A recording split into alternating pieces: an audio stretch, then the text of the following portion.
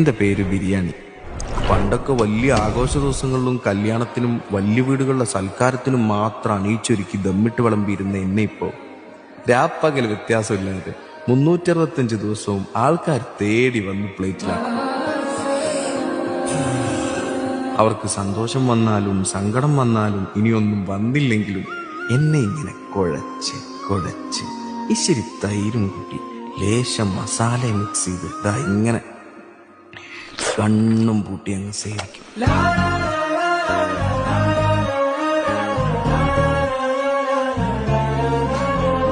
ശുഭം.